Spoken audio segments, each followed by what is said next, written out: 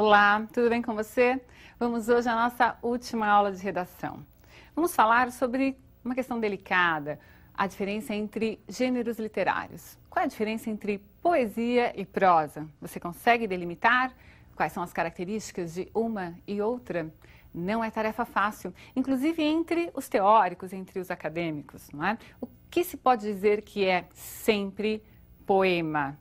Fácil. É uma estrutura em que se aproveita apenas parte das linhas e se busca um ritmo. É isso mesmo? Essa é uma forma de você definir a estrutura do poema, mas todo poema traz poesia?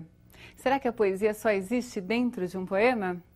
É isso que nós vamos buscar agora revelar juntos, né? Vamos tentar entender, não de forma sistemática e pensar que é absoluto, é desta forma e não pode ser de outra. Como eu disse, é questionável. Vamos lá. Ontem, na Via Nacional, um automóvel que ia a 100 por hora se projetou contra um plátano. Os 4 ocupantes do veículo morreram. Muito bem, você viu que a forma é a forma de um poema. Aproveitamento parcial das linhas, centralizado na folha, ótimo. Mas se nós colocarmos esse texto em prosa, que é aquela linguagem convencional, com frases organizadas na chamada ordem lógica, veremos que não há poesia nesse texto que construímos ali como um poema. Não há preocupação com o ritmo, não há preocupação com a linguagem, não há preocupação em transformar o comum em algo diferente, em algo que encante, em algo que toque de forma subjetiva o indivíduo. Perceba que a poesia traz necessariamente um trabalho de elaboração. Elaboração de ritmo, elaboração na seleção da linguagem, para que se transforme aquilo que poderia ser objetivo e único em algo universal. Leia esse texto comigo. Fiz de mim o que não soube, e o que podia fazer de mim, não fiz. O dominó que vesti era errado. Conheceram-me logo por quem era, e não desmenti, e perdi-me. Quando quis tirar a máscara, estava pregada a cara. Muito bem, a forma parece a mesma, não é? Temos ali um poema, mas você percebe a diferença no trabalho da linguagem, no ritmo, na subjetividade, né, empregada pelo autor, na escolha de tratamento do assunto, né? Veja que ele diz, ele fala em máscara, ele fala em buscar-se, ele fala em ter se perdido. Seria possível falar isso de maneira objetiva e tocar a todos? Como fazer esse trabalho, não é? Como trabalhar a linguagem de forma a torná-la universal? Bem, procurei sistematizar e vejam que não é de forma absoluta, mas é uma sistematização que servirá como orientação para que você consiga distinguir o que é poesia e o que é prosa. Há elementos formais? Sim, mas não só formais. Há elementos que são subjetivos. Leia essas orientações. A poesia vai trazer como características expressão subjetiva das coisas do mundo, linguagem elaborada não como expressão gramatical normativa, mas em favor do que o poeta quer sugerir ao leitor. O poema pode ou não ter rimas, métrica. As estrofes poderão ser irregulares. Há formas tradicionais que hoje já não guiam os poetas. Veja, nós conhecemos os sonetos, por exemplo, conhecemos as odes, por exemplo. Em aulas de literatura, a professora certamente comenta essas formas fixas de poesia. Hoje já não há essa preocupação em colocar a poesia dentro de um único formato. Hoje, quer-se usar a palavra da forma mais livre possível. E o que é um texto em prosa? Veja lá, expressão convencional da escrita. Normalmente, você escreve em prosa. A organização da linguagem é tendente a seguir as normas gramaticais. Preocupação com elementos exteriores ao autor, organizados dentro de uma coerência textual, mas centrada no objeto, no não eu. Muito bem, acompanhou aí essas orientações gerais para que você possa distinguir poesia e prosa? Veja, no seu vestibular, o que será pedido será uma dissertação em prosa, porque é muito difícil avaliar um texto em forma de poema. Quando se pede uma poesia, é muito difícil se dizer essa poesia vale 10, ou vale 9, ou vale 8. Depende do efeito que causa naquele leitor. Tudo bem? Então você fará uma dissertação em prosa. É assim que se pede no vestibular. Um outro texto muito interessante é a crônica. E a crônica é um texto em prosa. É um texto não pedido em vestibulares para que você construa, mas há elementos que, se você souber aproveitar, trará para a sua dissertação mais originalidade, mais criatividade.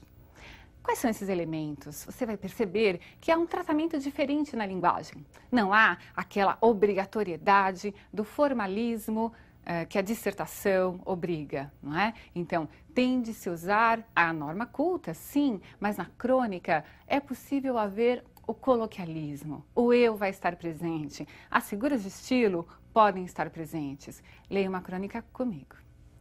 Todos nós queremos ser canibais.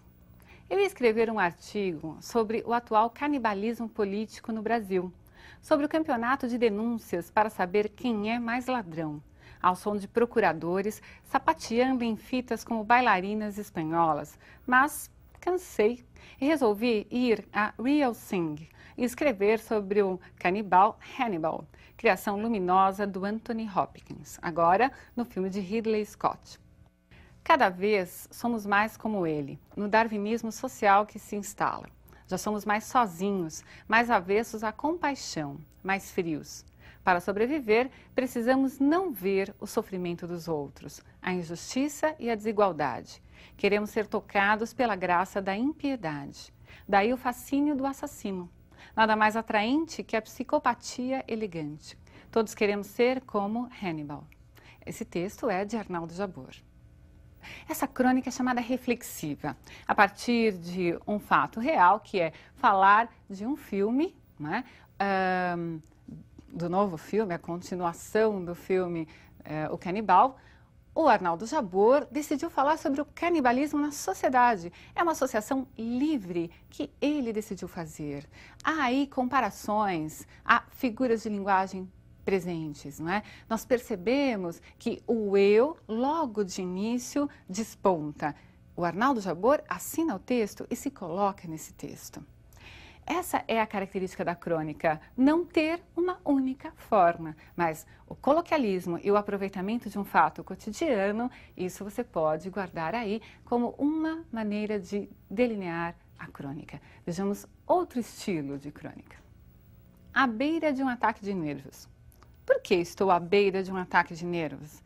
Ah, meus caros amigos, por não sei quantas razões, como aliás, muitos de vocês certamente estão.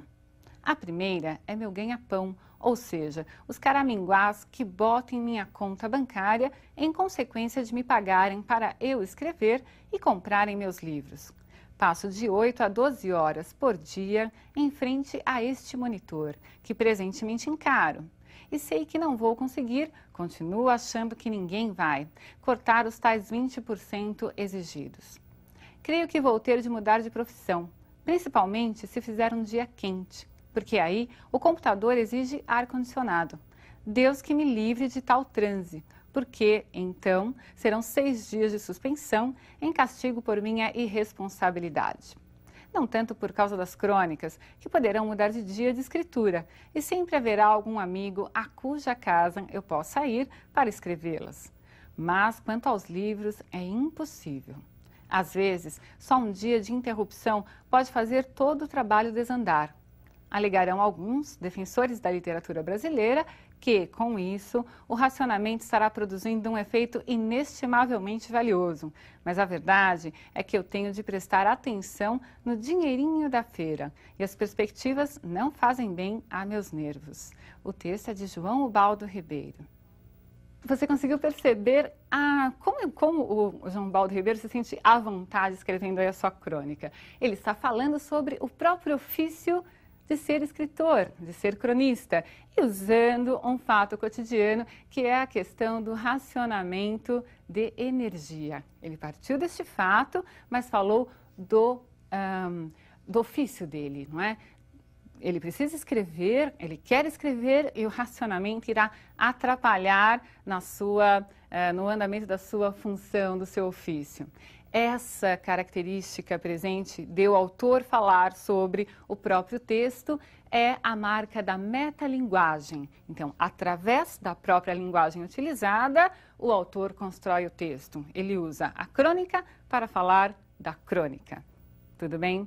Conseguiu perceber isso? Vamos ver então mais um tipo de crônica, mais próximo de você certamente. É a crônica esportiva. A partir de um fato esportivo, cria-se um texto. O Brasil desconfiava, apenas desconfiava, mas não sabia, como ficou sabendo agora, que um punhado de filhos seus nasceu com mãos de ouro. Mãos que afagam e que apedrejam, como diria o poeta. Mãos de Maurício, que tecem com dedos mágicos bolas de algodão. Bolas de fogo, Marcelo Negrão. Bolas de ferro nas mãos de Carlão. Bolas de morte nas mãos de Giovanni. E eu que pensava que os meninos da nossa terra só gostavam de brincar com bola que rola de pé em pé, no terreno baldio das peladas. Pois eles acabam de encantar meio mundo jogando com as mãos uma bola arrasadora contra as mais poderosas equipes olímpicas. Texto de Armando Nogueira. Você percebeu, então, aquela característica do aproveitamento de um fato cotidiano, que é o desempenho da brilhante seleção de vôlei, não é? Para se falar de uma coisa maior, não é? Mais ampla, que é a questão dos atletas que estão por aí na nossa sociedade, né, a serem descobertos. Então, eles assim, no Brasil não há só os meninos que jogam peladas, né, os pés que são de ouro, as mãos de ouro. Nós temos aí também um recurso de estilo. Observe que ele utilizou as mãos para falar dos jogadores, para falar do todo, é a tal da parte pelo todo. Nós já vimos essa figura, a sinédoque, lá em figuras de linguagem, nas figuras de estilo. Percebeu?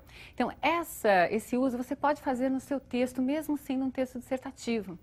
Mesclar a linguagem figurada com a linguagem objetiva pode tornar a sua dissertação mais interessante. Um dos elementos a serem avaliados no vestibular é a originalidade com a qual você trata o tema. E essa originalidade no tratamento aparece também na linguagem que você vai utilizar para elaborar o seu texto. Então, quais são os elementos da crônica que podem escorregar e aparecer na sua dissertação? Um pouco de figura de linguagem, a criatividade. Esse eu falando por si não pode aparecer. A sua dissertação não deve ser subjetiva, ela deve tratar o tema de forma objetiva.